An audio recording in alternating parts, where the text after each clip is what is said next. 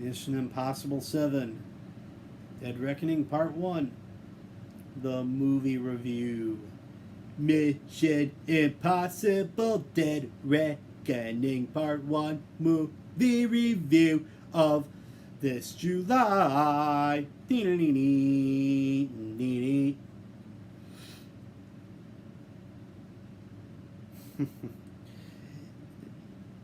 It ran for 2 hours and 45 minutes. That makes no sense. No.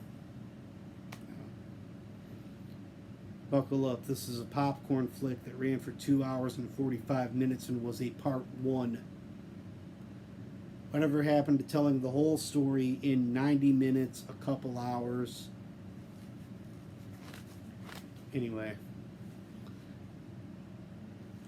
I honestly saw no need to watch a Mission Impossible movie ever since the third one, and that was just in theaters.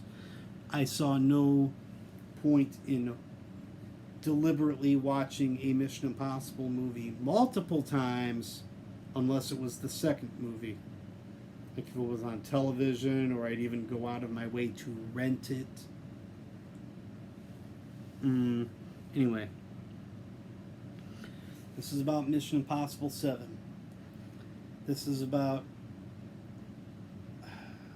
Tom Cruise's 7th outing as an Ethan Hunt who may be 5 feet tall if he's lucky, standing in platforms.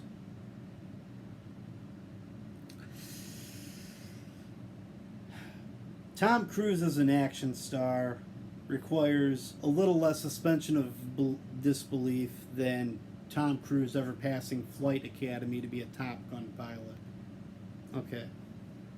You got me there. I will give him the Mission Impossible franchise. Anyway. The IMF team is called in looking to track down an electronic key that will unlock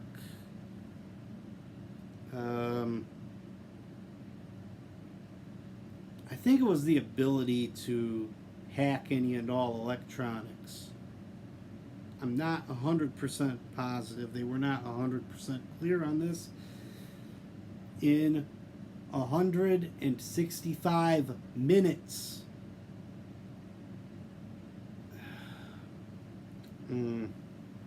Anyway. We open with a submarine out in the middle of the ocean firing missiles at ships that then spontaneously disappear off radar, and when the missile can't find anything, it goes back and hits the sub, and an electronic key floats to the surface that the IMF team is to uncover for their bosses. Their bosses are not acting like very moral people about wanting this key.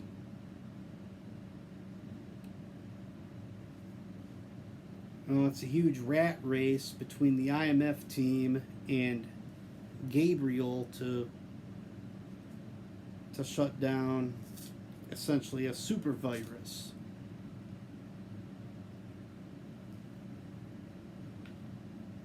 Super virus looking to hack into all kinds of things.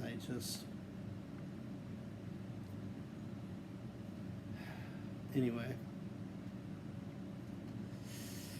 either I'm getting jaded by all of these action movies, or the movies of this summer are slipping.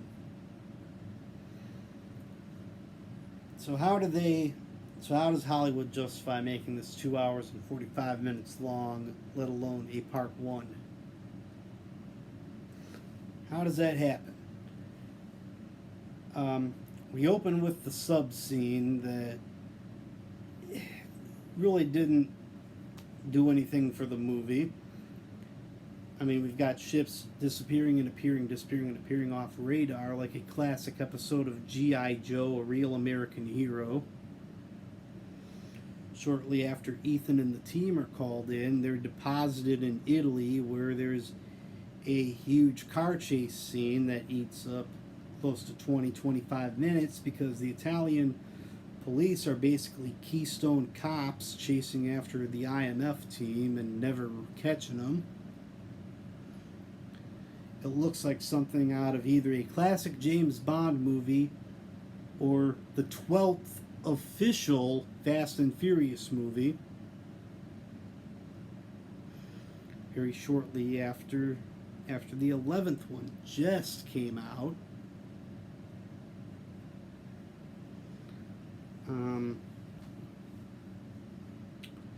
And the climax scene was a 45-minute train derailment that looked less like an old James Bond movie and more like a scene out of the animated James Bond Jr.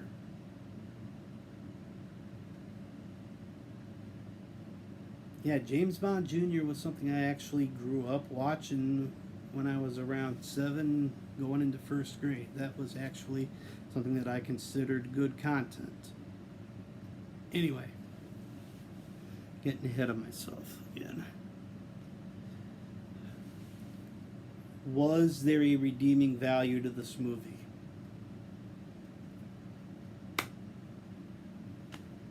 It was a popcorn action flick. It was entertaining. It did have its moments. It had its either accidental or intentional comic elements to make it entertaining. Somewhere in here is a movie good for 3.5 popcorn buckets out of 5.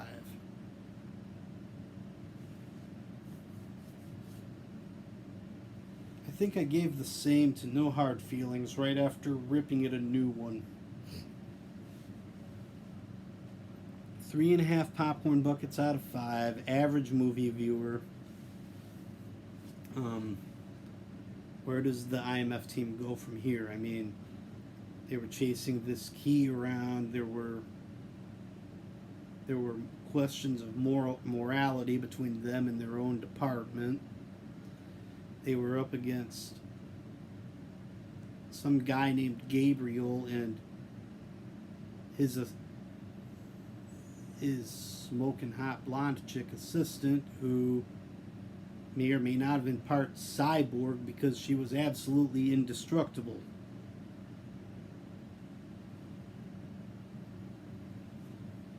Anyway, somewhere in here is a movie worth 3.5 popcorn buckets out of 5.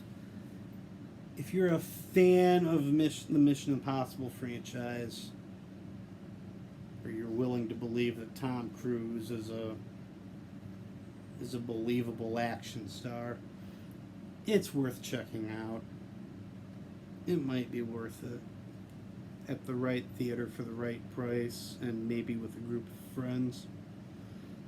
I'm Kent Brindley. I review movies so you can make up your own mind.